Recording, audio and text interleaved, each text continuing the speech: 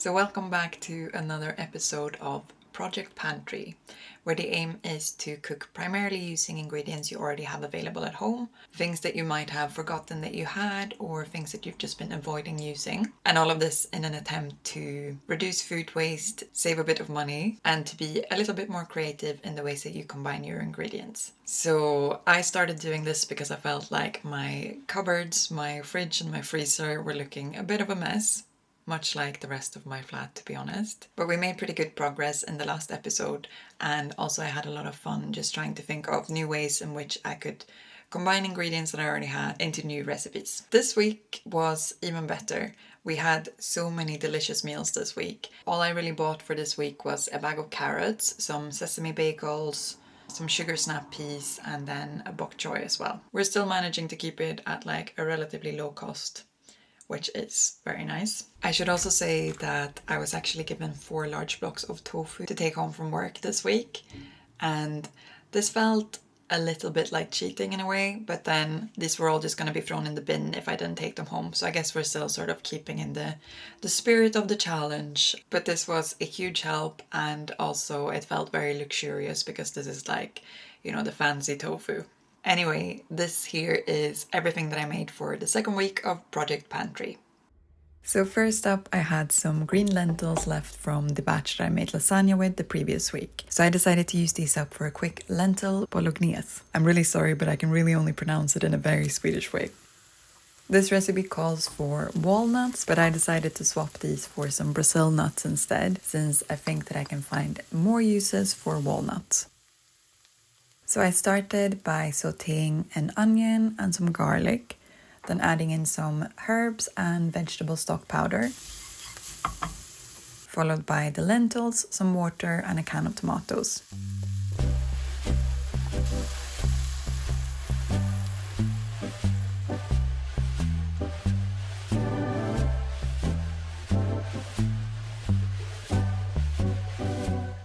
Then adding in the nuts before leaving this to thicken for a while.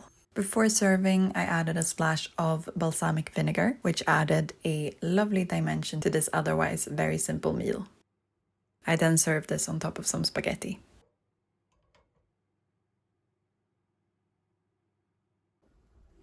I think this red miso paste has followed me along in like the last 3 places that I've lived. Its best before date is actually about 2 years ago, but there is a difference between use by and best before, and it seems absolutely fine. But this week I wanted to make a conscious effort to use it up, once and for all. So first up, it was used in this super simple ramen that turned out absolutely delicious. For this, it was simply a matter of adding everything to the pot. So we've got some crushed garlic cloves, some sliced ginger, some very generous dollops of the red miso paste, some dried porcini mushrooms, about a tablespoon of tahini, some vegetable broth, soy sauce, and finally boiling water to cover everything.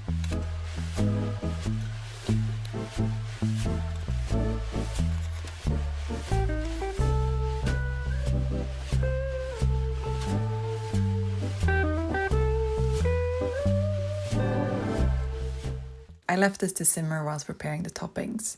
So we've got some tofu, some julienne, to the best of my ability anyway, carrot, some bok choy, and rice noodles. Now, according to the recipe, you were meant to strain the broth and discard all the chunky bits like the ginger, the garlic, and the mushrooms, but I decided to just keep them in.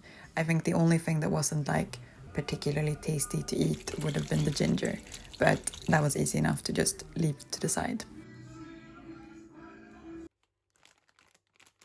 The next day, I wanted to use up the rest of the rice noodles that I used for the ramen, whilst also using up some of these salted peanuts. So it was time for a simple pad thai. So to start, I combined soy sauce, rice vinegar, date syrup, lime juice, and sriracha.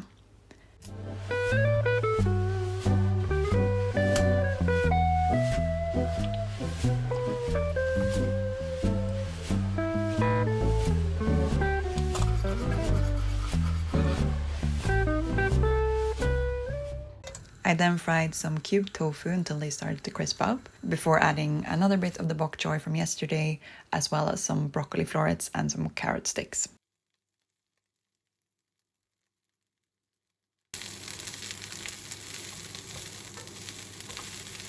To assemble, I added the cooked rice noodles and the sauce and just swirled this all around for a couple of minutes until everything was incorporated, before adding some chopped salted peanuts. I served this with a side of this garlic and dill sauerkraut that needed using up. I'm not sure I would recommend the combination, but at least that's another container emptied. Next up, I wanted to tackle this bag of spelt flour with a best before date of December last year, as well as some dried yeast sachets with a best before of just now. So this felt like kind of risky business, especially since I'm very ungifted when it comes to anything to do with dough or proving things, but alas, it turned out edible. I also had some baby potatoes to use up, so I decided to turn these into a pizza con patate. So, as I mentioned, the spelt pizza dough didn't exactly turn out amazingly, but it looked good enough for me. I'd been visiting a friend over the weekend, and she sent me home not only with some delicious blueberry banana pancakes, but also with this Oatly creme fraiche. I absolutely love this product, but they don't seem to stock it anywhere near where I live these days, so I was very happy about this gift. I used some of this oat fresh as a base for the pizza, and then layered the boiled and sliced potatoes on top, which had been tossed with some olive oil, some garlic, salt and rosemary. Minus the subpar pizza dough, this turned out very nice. So next we've got this very simple sushi bowl.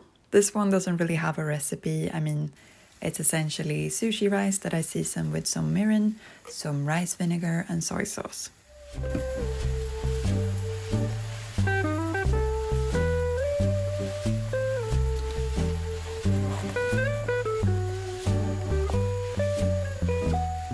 The tempeh I just cut up into half moons, fried it and added a splash of soy sauce to season.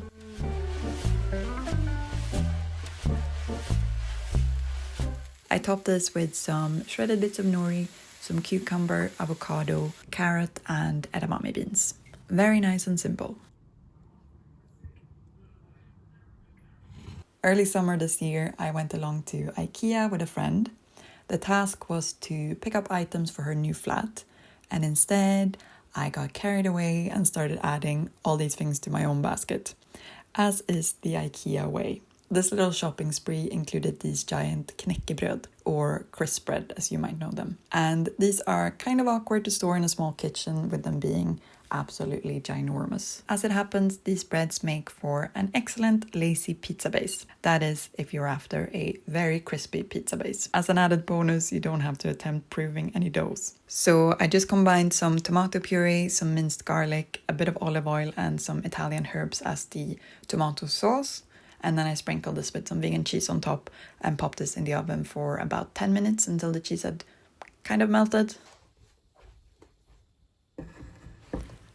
This next recipe I thought about because of one of you guys actually. So shout out to Madame Rev, pardon my French, who had never tried pear and parsnip in combination. And it is a great combination. I had some leftover roasted pear, parsnips and potatoes in the freezer after one of my budget week videos. So I turned this into a soup with the addition of an onion, a bay leaf, some salt, pepper, dried mixed herbs and vegetable broth.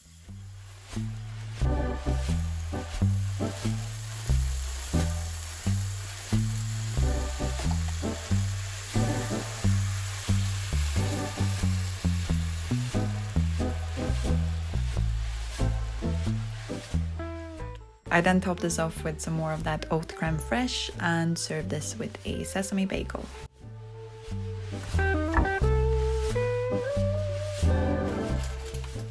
This orzo bag that my partner randomly picked up one day has actually been really fun to cook with, much thanks to plant-based RD's absolutely gorgeous recipes. Now, I'm used to seeing orzo in a pre-made, so oily that it gives me a bellyache just looking at it, salad type thing, as like the one vegan option on a cafe menu. So it's been really fun to try it in new ways where it actually gets to shine. So for this week, I made a 1-pot lemon orzo with tofu cutlets. The original recipe called for asparagus. I couldn't find any in the shops, but I had picked up some sugar snap peas to use in the ramen, but instead I used them for this, and I would say it worked really well. I also really enjoyed this way of preparing the tofu. So basically you slightly score it diagonally on one side and then pouring over some lemon juice and soy sauce before patting it with a mix of cornstarch, garlic powder and white pepper.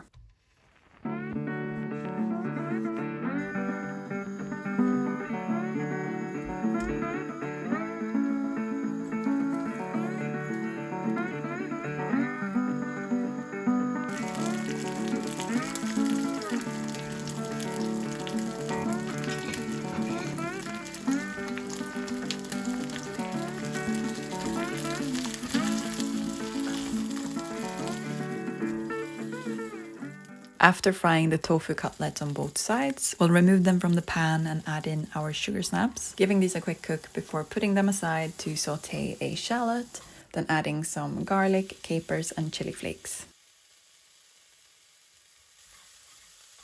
Then we'll add in some nutritional yeast, more of that red miso paste, and about a cup's worth of orzo. Stirring this to combine, and then we'll cover it with vegetable broth and leave it to thicken.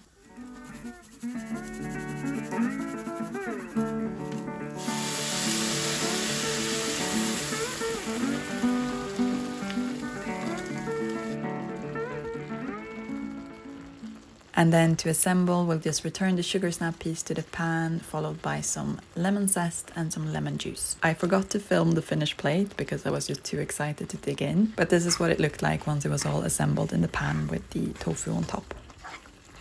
And finally, the day had come when it was time for me to say goodbye to the jar of red miso paste. I will miss the comfort of seeing your shiny self at the top of the refrigerator door. Thoughts and prayers. This final bit of red miso paste I used as part of a snazzy miso tahini caramel porridge topping. This is meant to be served with fried bananas, but I really dislike the texture of warm bananas, so I just sliced mine up cold as I normally would. This was very nice, but I will say it has absolutely nothing on my usual peanut butter and berry combo. On to another one of those ingredients that I've had laying around for absolute ages, which is these dried bean curd sheets. And I remember exactly why I bought these. It was after watching a YouTube video by Leroy the Gang, who used to make these absolutely gorgeous cooking videos. And in this particular one, he was making vegan duck using tofu sheets. Now, Leroy used fresh ones, but at my local Asian supermarket, they only stock the dried variety. So this is a classic example of inspiration striking and then laziness kicking in. So these have been laying around for the best part of a year, and it seemed like such a daunting task. But in reality, it turned out this is a super easy recipe to throw together, and it was really, really tasty as well. Dried bean curds also apparently contain like 34 grams of protein per serving, so I feel like people should be talking more about these. So I started by soaking the bean curd in some hot water and left it to rehydrate for a couple of hours. Once this was cooled, I drained the water and cut the sheets into strips. Now, I should have probably tried to wring out a bit more water before cooking, which would probably help to crisp it up a lot quicker. This took quite a long time of frying before it started to change color.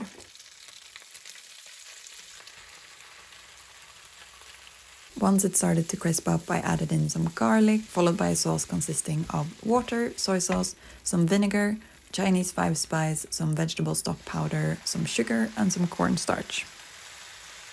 I would definitely want to revisit this recipe again because this was absolutely delicious. I served this duck on a bed of rice and topped it off with some of this chili oil. To round off the week, I had this wee cabbage to use up that had been sitting in the back of the fridge for far too long. So we are making one of my favorite easy recipes, which is once again from Plant-Based RD, one of my go-to blogs for cooking inspiration. So to start, we will saute some minced ginger and garlic before crumbling in a block of tofu, followed by some smoked paprika and coriander. We'll leave this to cook for about 5 minutes. and then add in our shredded cabbage. I also decided to throw in the leftover duck from the night before adding a combination of soy sauce, vinegar, date syrup and sesame oil on top.